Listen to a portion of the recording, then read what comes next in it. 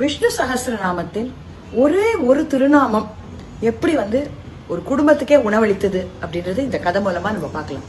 ஸ்ரீரங்கத்துல ஒரு ஏழை பிராமணர் ஒருத்தர் இருந்தார். அவருக்கு 16 பசங்க. ஆனா அவருக்கு ஒரு தொழிலும் தெரியாது, ஒரு வேதமும் தெரியாது, ஒண்ணுமே தெரியாது.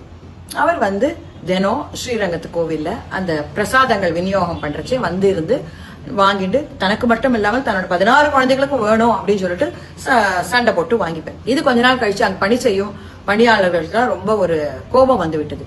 பிரசாதம் கிடைப்பதே அரிது, அது எல்லாருக்கும் ஒரு துளி கிடைச்சா கூட பிரசாதம் அப்படின்னு மகிழ்வார்கள். நீ என்னடானா மொத்த குடும்பத்துக்குமே கேட்கிற, ஒரே சண்டை போட்டுட்டு இருந்தேன். அந்த சமயத்தில் அப்பொழுது ராமானுஜர் அங்க வர, நீ என்ன சத்தம் அப்படின்னு கேட்கிறேன். உடனே இவர் தினம் இந்த மாதிரி குடும்பத்துக்கே சாப்பாடு கேட்கிறாரு அவர் அப்படின்னு சொல்ற. ராமானுஜர் அவர் தனியா கூப்பிட்டு, உனக்கு என்ன தெரியும், ஏதாவது வேலை செஞ்சுட்டு சாப்பிடக்கூடாதா அப்படின்னு கேட்கிறேன். எனக்கு ஒண்ணுமே தெரியாது சுவாமி, எனக்கு வேதங்கள் தெரியாது, பிரபந்தங்கள் தெரியாது, ஒண்ணுமே தெரியாது. விஷ்ணு சஹஸ்ரநாமத்துல ஒரு 4-5 தெரியும் கொஞ்சம். அப்படியா, எது வரைக்கும் தெரியும், நீ சொல்லு பாப்போம் அப்படின்னு கேட்கிறேன். உடனே அவர் விஷ்ணு வஷட்காரோ அப்படின்னு ஆரம்பிச்சு பூதபிருத் வரைக்கும் சொல்லிட்டு நிறுத்திடுறாரு. சுவாமி, இதுக்கு மேல எனக்கு தெரியாது, இந்த ஒரு 5-6 நாமங்கள் தான் தெரியும் அப்படின்னு. உடனே ராமானுஜர் சொல்ற, இந்த பூதபிருத் அப்படின்ற ஒரு நாமத்தை நீ தினம் சொல்லி வா, பெருமாள் உனக்கு கண்டிப்பா அனுகிரகம் பண்ணுவேன். நீங்க வரணும்ன்றது கூட இல்லை, நீ தினம் சொல்லிட்டு வா அப்படின்ற. அப்புறம் அடுத்த நாள்ல இருந்து அந்த ஏழை பிராமணனை அங்கு காணவில்லை. கொஞ்ச நாள் இதை கவனித்த ராமானுஜர் அந்த பணியாளர்களிடம் கேட்கிறார், அந்த ஒருத்தர் வருவாரே அந்த ஏழை மனுஷர், அவர் எங்க காணோம் அப்படின்னு. நீங்க அன்னைக்கு சொன்னதுல இருந்து அவர் வரதில்ல சுவாமி அப்படின்னு. அப்படியா, அவர் எங்க இருக்கார் என்று எல்லா பக்கமும் சென்று தேடுங்கள் அப்படின்னு சொல்லிட்டு சொல்றேன். உடனே அவர்கள் சில பேர் கொள்ளிடம்க்கு அக்கறையில் ஒரு மரத்தடியில் அவர் குடும்பத்துடன் இருப்பதை பார்த்து விட்டு ராமானுஜரிடம் சொல்கிறார்.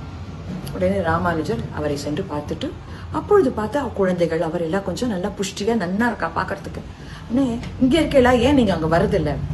இல்ல சுவாமி, நீங்க சொன்னதுல இருந்து அந்த பையன் தினம் 2 வேளையும் எங்களுக்கு சாப்பாடு கொடுக்குறான், ரொம்ப சத்தான உணவு கொடுக்குறான், அதனால எங்களுக்கு ரொம்ப சந்தோஷமா இருக்கு. என்ன சத்தான உணவு, யார் அந்த பையன் அப்படின்னு கேட்கிறேன். அழகிய மணவாள ராமானுஜதாசன் அப்படின்ற பேர் சொன்ன அந்த பையன், அவன் தான் தினம் கொண்டு கொடுத்தாங்க. ராமானுஜருக்கு புரிந்து விட்டது இது யார் வந்தது என்று.